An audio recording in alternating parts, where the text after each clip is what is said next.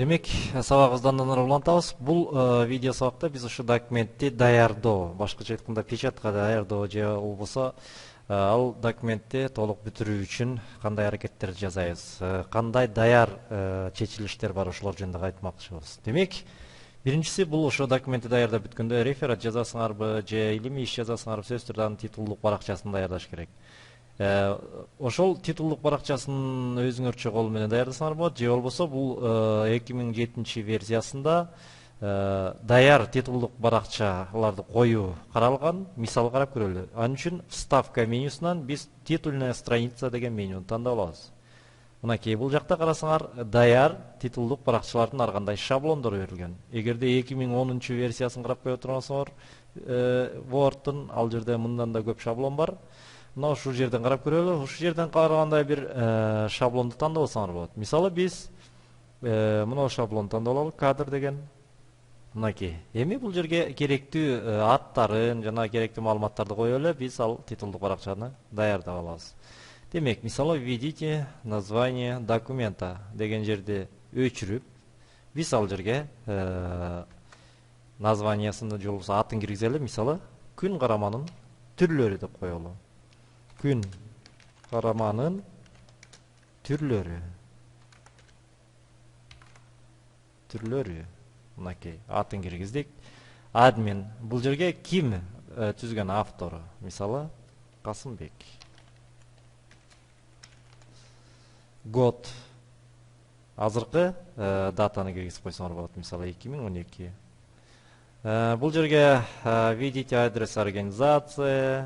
Мисалы организацияны киргизесиңер, кайсы организация болсо, номер телефона 66 77 77. Мисалы введите номер факса 60 76 87 87. Берги болсо ушу күн карама боюнча кыскача аннотация жазып койсоңор болот. Мисалы Кыргызстандагы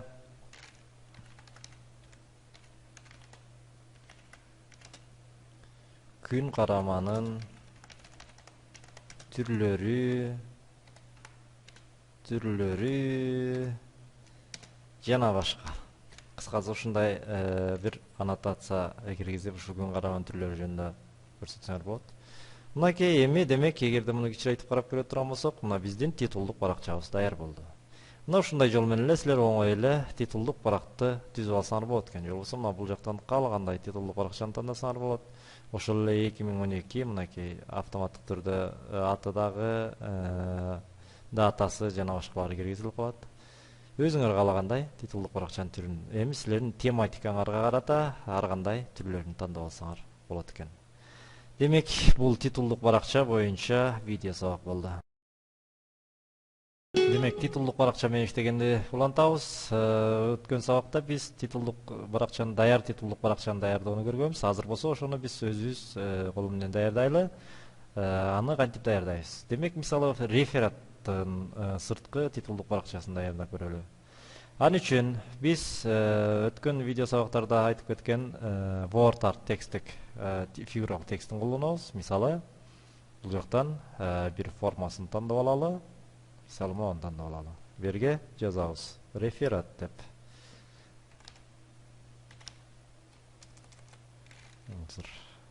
Так, реферат.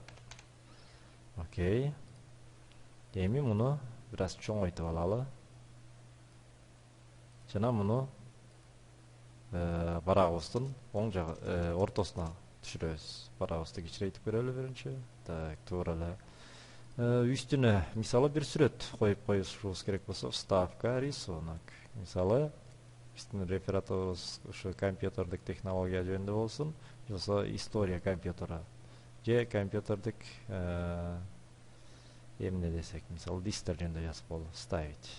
Мынакей муну ортого жылдырабыз. Анын үчүн бул жерден мындай кылып алып туруп да ортого жылдырып коелу дагы. Бу жерден кандайдыр бир стилди колдонуп коелу, мисалы. Мындай стилди колдоно берели. Мынакей. Үстүнө мисалы кандайдыр маалымат же болбосо организация жөнүндө же факультет жөнүндө маалымат жазасыңар. мен алдын жазып отурбайын азырынча убакытты коротуп. Так, андан кийин астына болсо мисалы автор же болбосо темасы мисалы анан бла бла бла бла. Андан кийин бул темасында белгилеп алып туруп да бир аз чоңойтуп, мисалы бул жакта муну коюп, анын чоңойтуп, түсүн өзгөртсөңөр болот, мисалы бул жерден.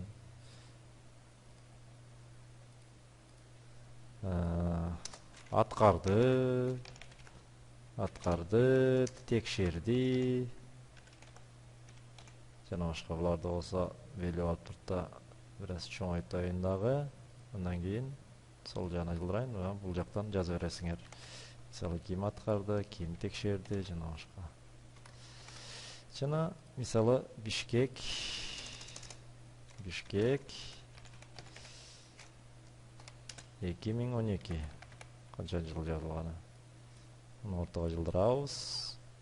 Төмөнгө өстөй кылабыз. Жана мунун тегерегине рамка коюшубуз керек. Анча разметка страницы, бул жерден граница страница дегенди белгилеп алабыз дагы. Мындай граница койсоңор болот жөнөкөй, же болбосо страница дегенди белгилеп алып, мындан мынакей сүрөт чыгат. Рисунок дегенди бассак, ушу жерден каалагандай бир сүрөттү тандап алабыз. Окей. Мынакей. Муну бир аз кичирээк кылалы. Демек, биздин рефераттын титулдук баракчасы даяр. Мына ушундай жол менен эле оңой эле рефераттын баракчасын даярдап койсо, же болбосо ушундай титулдук баракчаны өзүбүз дагы даярдап алсак болот экен. Эми бул видео сабакта биз ошо баракты даярдоонун акыркы этабы болгон, бул башкача айтканда баракты печатка же басмага даярдоону карайбыз.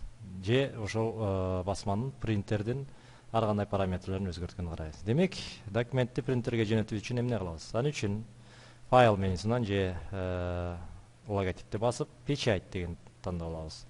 Баракты принтерге кетирерден мурун биз предварительный просмотр деген менюну тандап алып, бул барактын чыгышын, башкача айтканда, кагазга кандай чыгат, ошону ушул предварительный просмотрдон көрүп алат экенбиз. Мындан да бир нече параметрлер өзгөртсөңөр болот. Мисалы, поля, ар кандай талааларды оң жакка, сол жакка талааларды коюп, алардын ориентациясын өзгөртүп, жана башкаларды өзгөртсөк болот экен. Жана ушул жерден бардыгын өзгөртүп түзүп бүткөндөн кийин гана биз печать деген аспапты басуу менен аны чыгара алабыз. Ал эми печатка чыгаруу үчүн кандай кылабыз? Аны үчүн печать дегенди басабыз да, мындан дагы печать бассак, мынакей принтер, печать деп принтердин ар кандай параметрлерин көрсөткөн панели келип чыккан. Печать деген панели келип чыгат экен. Мындан эмнелер өзгөртсөк болот? Биринчиден, бул жерден биз ушул эгерде компьютериңерде бир канча принтер орнотулган болсо, силер кайсы принтерден чыгарасыңар? Кайсы принтер автомат түрдө орнотулуп турат, ошону тандап алабыз. Мисалы, менде Xerox Fazer 3110 деген принтерди тандап алдым.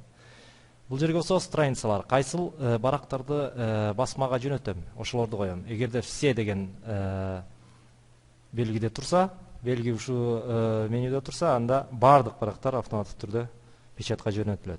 Текущая дегенди койсом, анда мен азыркы учурда иштеп жаткан барак гана жөнөтүлөт. Ал эми намера дегенди койсом, мен бул жерден тандап кайсы барактарды жөнөтөм, ошону тандап алсам болот. Мисалы, 1-3, жана 7 баракты чыгарым келсе, мындай үтүр менен ажыратып, ушундай кылып чыгара алам. Же болбосо 1ден 10га чейинки баракты чыгарым келсе, 1-10 деп коем. Мына ушундай тандоо алуу менен биз керектүү барактарды гана чыгарып алууга болот экен. Эгер биринчи эле баракта болсо, анда 1 деп эле берип коем. Экинчи эле баракта болсо, 2 деп эле берип коем, жана башка. Андан башка берден копия. Мисалы, бир нече копия берсем болот ошол барактардын, 3-4 копия деп, разобрать по копиям деп турат. Эгерде мындай кылып койсок, анда биринчи барактан 4 копия чыгарат, экинчи барактан 4 копия, үчүнчү барактан 4 копия. Ал эми разобрать по копиям деп койсок, анда биринчи, экинчи, үчүнчү, кыскасы канча барак болсо ошончо барактан биринчи копия, анан ошончо барактан экинчи копия, жана башка копияларын ушундай копиясы менен чыгарып берет экен. Число страниц на листе.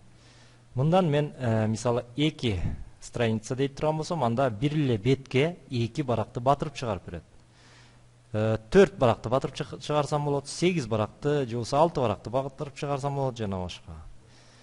Мындан башка свойства деген менюну басуу менен мен принтердин ар кандай параметрлерин өзгөртө алам. Эми принтерлерге жараша бул жердеги панель ар башкача болушу мүмкүн, бирок жалпысынан бирдей эле структурага ээ.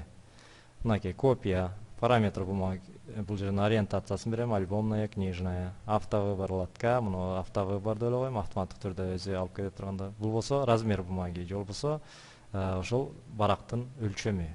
Автоматтык түрдө же болбосо стандарттык барактын өлчөмү бул А4 болуп эсептелинет. Тип бумаги, документная бумага, диапозитивы, картон жана башка, аны тандап алам.